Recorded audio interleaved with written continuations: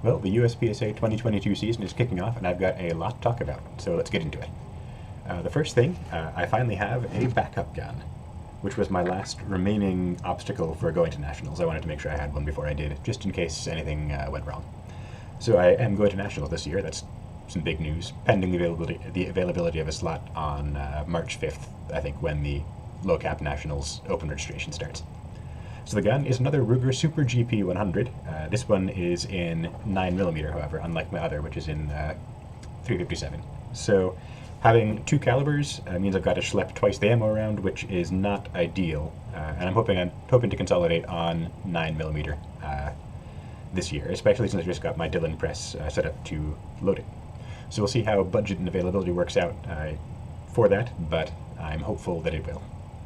So I will be sticking with the Ruger platform. Maybe no surprise there since I just bought another one. Some of it is sunk cost. I've got a lot of stuff invested in, well, A, knowing how the guns work, and B, just the equipment. Some of it is a stubborn desire to shoot something that is off meta, and some of it is genuine appreciation for the ways in which the Ruger design is stronger and the ways I can beat on it without breaking it. I could literally talk about the Super GP platform for an hour, but that deserves its own video, and I think I'm going to make one in that mode later this year. Hopefully once I have a second 9mm gun to start to demo some things on. If you've seen Jordan Rogers' Checkmate video, that's kind of the vibe I'd be going for. Kind of an intro to the platform, how it works, how to tune it, and so forth. So although I remain a 38 stan at heart, I will admit that the 9mm guns have some practical advantages. The cylinders are smaller and lighter, which means less inertia. So you can see they're only comes to 3/4 of the way through the window, which means there's less turn when the cylinder turns, which means the trigger pull is more even all the way through, whether or not the cylinder's turning. So the tapered cartridge is good for both fast reloads, since you essentially get a giant chamfer for free. The top of the base of the case is much larger in diameter than the front of it is, at least in the on the scale that matters for reloading fast. And also because when you push the case out a little with the ejector, so if you do this, the moment you get going, the case is no longer in contact with the chamber walls because of the taper. So like I said, I'm looking for a second 9mm gun, at which point I plan to use my 357. It's kind of a fun gun. I have an optic mount for the Super GP, one that goes in where the rear sight goes. So maybe when the second 9mm gun comes in, I will pop a Vortex on top, load up some 38 Special plus P, and turn it into an open major revolver and shoot that into match or two. That'd be fun. So a new gun means new ammo. Like I said, my Dillon 750 is now set up for 9mm. The Ruger guns are kind of like CZs in the competition of the. They're the CZs of the competition revolver world. They have tight chambers and short overall lengths, since the transition from the chamber to the chamber throat in the cylinder is pretty sharp. In particular, I can't really run 160 grain bullets without running a smaller diameter than I'd want to, and then I probably should in coated lead. So if I load a 160 grain bullet short enough to chamber easily, the available volume in the case is too small to safely make minor. You get pressures too high with fast powders and not enough case volume for slow ones. So I ended up with the Bang & Clang 147 grain bullets in 357 diameter, loaded to about 1.13 overall, and about 3¼ grains of N320 underneath. With this bullet and this profile, 1.135 is about as long as the gun will tolerate. And before it bumps into the lead, I guess, between the chamber and the chamber throat. 1.13 gives me a little bit of room for press variance. And that load makes about 130 power factor out of my gun, and I have enough components to shoot it for the whole year at the volume that I plan on shooting. So that's good. Bang & Clang, besides sharing a fun rhyming name with a classifier, also goes against the grain by selling softer bullets than the norm. So these are Brinell hardness 12 instead of 18 like you usually find from other manufacturers. So a softer alloy conforms to the shape of the chamber and bore more quickly, which hopefully will seal better and prevent some blow-by and maybe a little bit less fouling as the year goes on. So Bang & Clang's sister company, Revolver Supply, makes the moon clips I'll be using in the 9mm gun this year, along with this head stamp sorted 9mm brass from Everglades. Unfortunately, I bought Blazer, and Everglades changed the head stamp sorted brass they had, the head stamp, in that product shortly after I did. So I'm stuck with the 2,000 of these I have for now, and I'll try some other head stamps as the year goes on, maybe, and see if they work as well. So for ease of use, my 357 gun, which is going to be the backup this year, is going to run almost the same load as the 9 in 38 short Colt. The longer freebore in the 357 chamber and the slightly narrower bullet relative to the chamber throats means it needs a little bit of extra powder. So in the 38 short Colt, it's 3.4 grains of N320 at 1.13 to make 130 power factor. So I'm loading 2 calibers, which means I've got 2 presses set up. I'll be loading the 38 short Colt on the Lee turret press, since the 357 is, as I said, the backup gun, and the 9 should be bearing the lion's share of shooting. The low volume on the turret press doesn't matter as much in that scenario, and the ease of switching calibers is great for when I want to knock out a couple of my 40 open specials for the Glock blaster. With the inline fabrication kit, I can turn out about 200 to 250 rounds per hour if I'm on the ball. So Little Red is doing my low volume work, and that frees up Big Blue to crank out the vast quantities of 9mm I hope to shoot. Since last year, I added a 3D printed bullet feeder. So although I am a massive 3D printing nerd, I didn't actually print most of the bullet feeder by volume. The collider body and the shell plate inside, or I guess the bullet plate inside, came off of the staff door prize table at Battle for the North Coast last year, and I finally decided that I would get things set up this spring. So as you can see, the actual dropping of bullets onto the cases works great. I bought the Unique Tech funnel, but not the one for the Mr. Bullet Feeder. I bought the Unique Tech funnel that says it's for high-tech coated bullets. The reason I did that is I could get that in 358 expander diameter, so the bullets will drop in a little bit better. I haven't yet gotten around to wiring up sensors and the motor to make it automatic, but giving the knob I printed for the collator a quick turn every 5 or 10 rounds like you see me do is enough to refill the dropper die, and it's still way faster and way less fiddly than placing every bullet by hand. It also lets me focus a little bit more on the priming stroke, which is a key part of the wheel gun loading process, and getting that primer seated nice and deep. To make the priming stroke a bit less sensitive to how much mustard I can put into it, I might get in touch with Lance Shively, the Revolver Trigger Shames guy, to see if he can punch me out a couple of 1 or 2 mil circles to put under the primer seater. That's mil is in thousandths of an inch, not millimeter. To make the primer punch sit a little bit higher and push the primer a little bit deeper. So since I preload my moon clips, I invested in some nicer moon clip tools to go in my bench.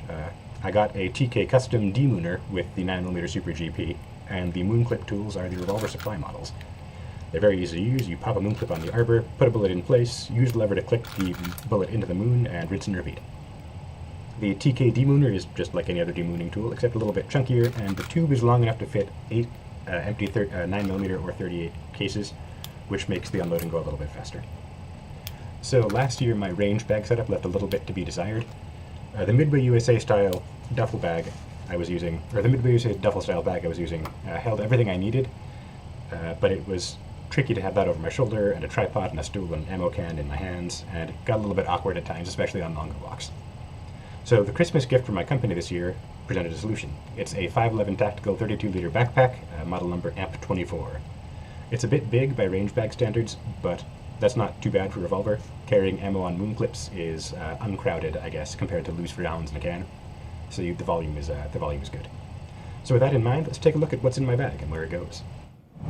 So we start with 2 cased pistols and up to 4 tackle boxes full of moon clips. The tackle boxes each carry 18 clips or 144 rounds for a total capacity of 576. Since I'm stocking 2 calibers, I expect to be carrying at least 3 full tackle boxes to start most matches. So that's 288 rounds of 9mm or 144 of 38. For bigger matches or higher round count days, I'll load it up fully. Anyway, the 4 tackle boxes go into the main compartment of the pack, vertically like frames in a beehive, next to the guns. So in one of the side pockets in the main compartment goes a squib rod, and the other holds a water bottle for matches where water is not provided.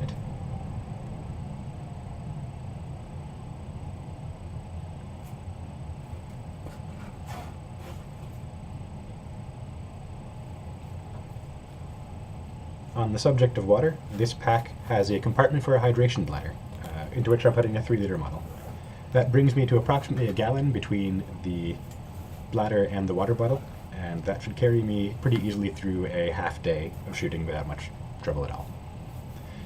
If there's a major match this year where there's not water provided, I might have to refill something somewhere, but I'll figure that out when I need to. So my eye protection, ear protection, and silicone wedding rings go in the stash, or the mat pocket rather, on the inside of the top flap. I have some Hero Wipes brand decontaminating wipes in the stash pocket below the mat pocket, and another few wipes on the outside top front pocket. These wipes are pretty great. They're like 10 by 8 inches, super tough. You basically just need only the one, and they came in a giant box too, so they get my thumbs up. I think I got a recommendation for them from somebody on the Reloading Discord. Yeah, it's a good product.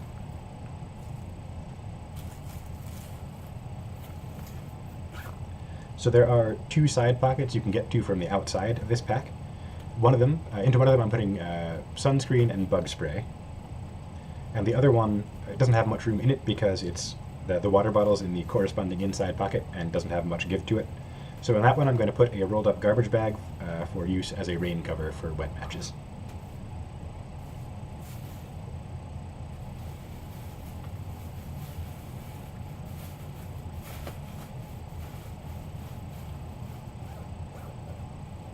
So this bag is part of a series of modular bags, and the front panel is one of the customization areas. So I added a unit with some pockets on it to hold tools and other miscellaneous parts. I'm going to try and keep that to a minimum. Since I've got a backup gun now, I don't really need to be fixing things on the range as much. So I'm bringing a multi-tool and punch for disassembling the gun, a Ruger double-action firing pin bushing tool in the event I need to tighten said bushing, and a notebook and a pen. The notebook is mainly there as a source of paper for pushing camera shims into place, but it seems silly to have a notebook without a pen, so I brought that. I've got a bottle of CLP, a baggie with some patches in it, my universal moon clip tool, and moon clip checkers in 38 and 9mm. So all told, it comes to about 50 pounds fully loaded. It might go up a little bit as I find parts that need to go in. About half of that is the guns and ammo, and about 15% is water, and the rest is sundries. So it's, like I said, heavy, but not unbearably so. In addition to the things in the pack, I plan on carrying a folding camping stool in one hand and my tripod in the other. Beyond parts and other perhaps necessary tools, other things may find their way to the pack, like snacks, cold weather gear, maybe a collapsible umbrella for wet days. I do think I have just about everything I need for competing as a competitor, though, given the current packing list. I'm not going to retire my Midway USA bag just yet. It's going to live in the trunk of my car or the stat shed at the Castlewood match, and it'll hold extra ammo, RO and match director supplies, and tools and parts for deeper maintenance. I just don't want to carry it around with me anymore. As far as the camera goes, I'm using the same camera hardware as last year, but I've made one substantial improvement. Height. My third-person GoPro now sits on a monopod that screws into the camera plate on my ordinary tripod. That lets me put the camera up as high as 9'4", but I expect to have it around 8 feet usually for stability reasons, except on the largest courses. So overhead third-person footage is the best, in my opinion. Some people like having a cameraman follow them, but I think the top-down view is the clear winner in terms of making the stage legible to people who weren't there, especially with first-person picture-in-picture. It should also eliminate the need for any transitions between picture-in-picture first-person footage and full-screen first-person footage, which I did some of last year. And that is kind of annoying to do in my editor. So I'm scheduled to shoot more stages this year than any previous year, and streamlining my match video production process will make it easier to keep up with that. So one final change, I made some improvements to my moon clip rack. I've heard from credible sources that alignment fins make a difference in that they hold your moon clips in the same orientation every time. That's important for getting a consistent grip on them at speed. Ball joint adjustment for the mounts also lets me angle them outward. Like I thought, that's an improvement ergonomically over vertical posts, but it's also an improvement, to my surprise, for table starts. It's a lot more natural to drop moon clips onto posts angled outward than it is onto vertical posts, even with the alignment fins to get in the way. So these are good enough. I think I plan on selling them. I'm going to have both these posts standalone to put onto your existing moon clip belt rack, and I'll have single, double, and triple mounts on a piece of Tech-Lock style belt attachment too. By the time this video goes live, the web store should be ready, so I'll put a link on screen if you're interested. And that brings me to the end of this video. I've got a lot of new stuff to try and a lot of matches on the calendar. I'm looking forward to seeing how the 2022 season goes. So thanks for watching, and I'll see you on the range.